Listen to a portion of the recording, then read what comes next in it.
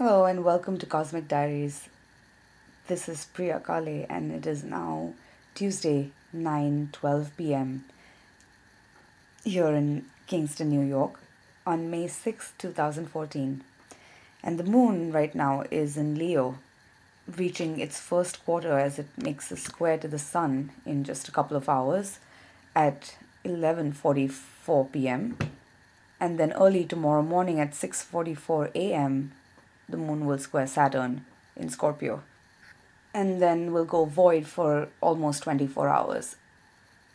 But the moon continues to move through Leo through all of Wednesday, and we're halfway between the new moon, which occurred on the 29th of April, which was also a total solar eclipse in Taurus, and we're a week away from the full moon in Scorpio on the 14th of May. So this is a halfway point, this is a turning point. And I can actually see a beautiful half moon right outside my window as I record this. I'm looking up at the moon. And it's a beautiful way to really look at how this astrology and the symbolism of the moon growing full really plays out in your life. So as the moon grows full in the sky, the energy is building and will continue to build till the Scorpio full moon mid-month. As you may have noticed in your life and in the people around you, the Taurus solar eclipse brought a lot of realities to the surface, asking us to dig deep and ground ourselves into what's of value beyond just the material security of money, possessions, and things. And that's not an easy thing to say for some people who are literally actually worried about their survival and where they're going to get their next paycheck from, or how they're going to put food on the table for their family. Taurus does represent money and it does represent tangible resources. And even if survival is not your only concern, no matter how much money you have in the bank right now or someone has in the bank right now, you can be sure they're still feeling this energy on some level in their life. So really, this is not about money. What you need to remember is Taurus is the sign of life itself. It is a sign of creation manifest. And this is a deeper spiritual journey of learning lessons of non-attachment and of humility, as well as of discovering what's really precious and valuable within you and the creative life force that exists within you and that sustains you. And then learning to surrender to it and trusting it. You are as much a part of nature as the lilies, and the lilies do not toil. Just that sentence alone, that statement alone, if we could embody that truth, then we could be liberated from the cycle of birth and rebirth. Now, as the moon moves through Leo between today and tomorrow, be very honest with yourself. There are situations that, as you can, I'm sure, sense now, are coming to a head, especially financial situations and relationships. And on the 10th of May, the Sun will make an opposition to Saturn. And then on the 11th of May, Venus opposes Mars. Now, the Sun is in Taurus, Saturn is in Scorpio. Venus is in Aries, but Venus is the ruler of Taurus. Also, Mars is in Libra, which is the sign of Venus, and Mars and Venus are in neutral reception. But then Mars is the traditional ruler of Scorpio as well. So I hope I've said that correctly. But this is a lot of Taurus Scorpio energy, which means relationships and finances are coming to a head. There may be confrontations, unavoidable confrontations in some cases, but it doesn't have to get ugly. And in some cases, you may already be feeling the build-up. What's important now is that you find a sense of balance and peace within yourself. Know what your values are, know where your boundaries are, and know what's important to you. Relationships require hard work, commitment, patience, loyalty, time, effort, and of course a lot of love. But this has to be an equal partnership. and you can't force someone to feel the way you do or want what you want. You can only be honest with yourself about how you feel and what you want.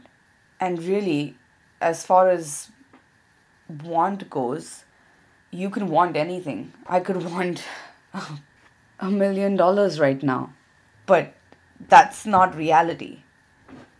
The question is, what do you have in front of you? Look at the reality that you've already created. Look at the dynamics that do exist within your relationships.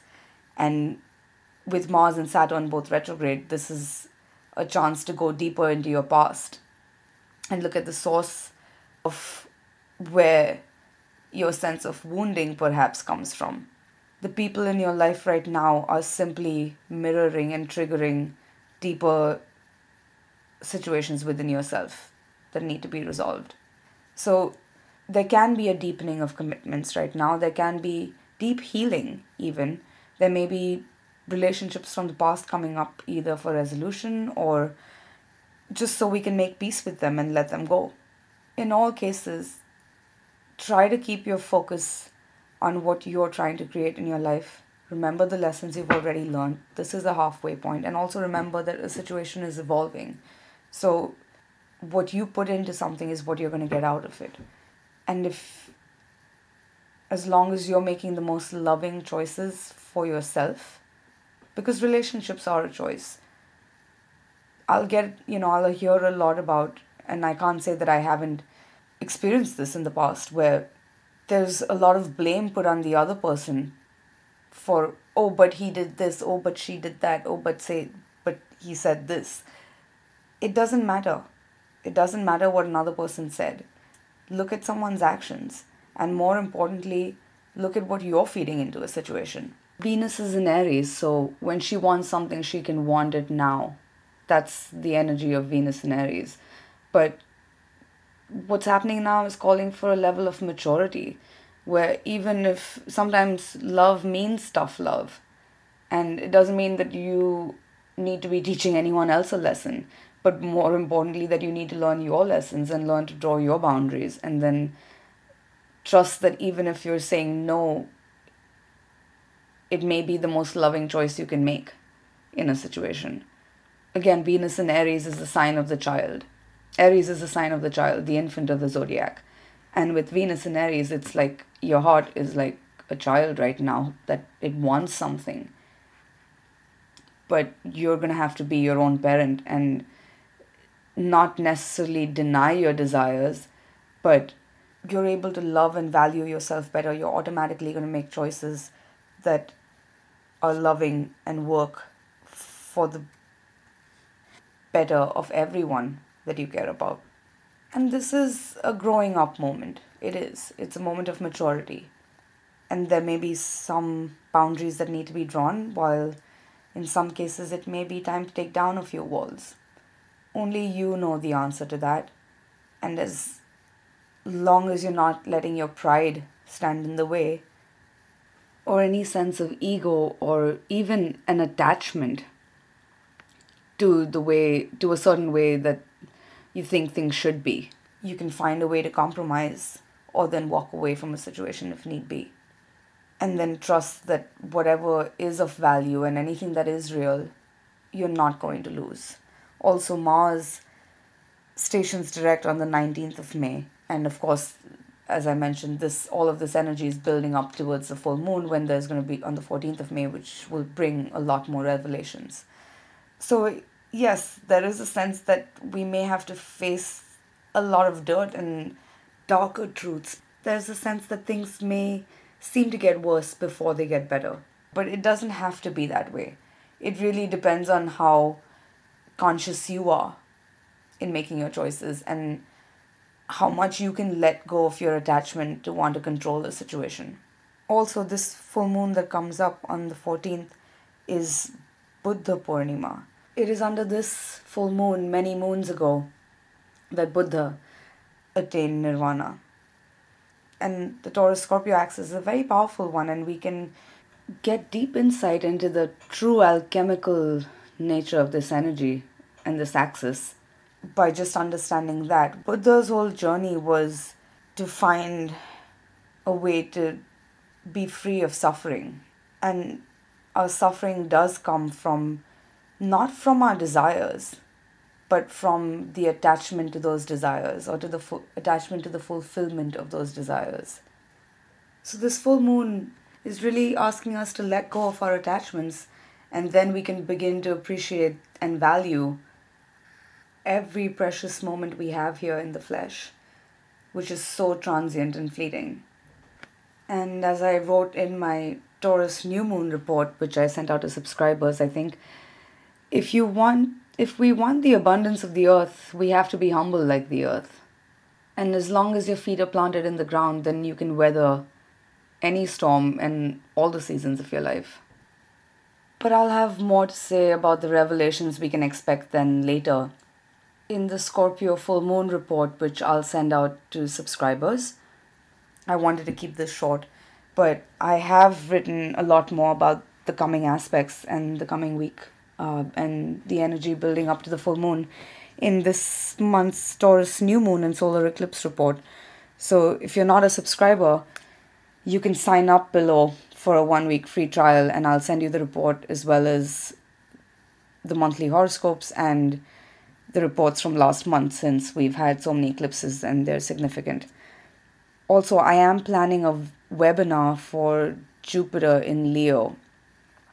I'm just trying to figure out when. I'm thinking it would be sometime at the end of May, beginning of June, or mid-June. And although I really wanted to announce it right now, I feel like I should wait till Mars is direct. But do stay tuned, and I'll have more information for you on that soon. But for a more detailed interpretation of what's coming up this month, do sign up for the subscription. It's only $9.99 a month, and it does help support this blog and this website. So if you do find this blog helpful, I would ask you to consider getting a free trial, and I appreciate your support. I'll probably be back sometime around the full moon. Between now and then, I'll be working on my 2015 horoscopes, which I was due to have by the end of April, but I am late. If you've already purchased them, then you should have received an email from me. And I apologize. I sincerely apologize once again for the delay. But I'm working on them as fast as I can and as thoroughly as I can, and I'm aiming to have them sometime by the full moon or as soon as Mars stations direct. And I will, of course, keep you informed of any updates as I have them. But if you haven't already ordered a copy of yours, you can do that as well at the links below. And yeah, it's a big week, so move consciously in awareness of what you're creating, and take care of yourself. Thank you very much for listening. This is Priya Kale again signing off, and I will catch you on the other side.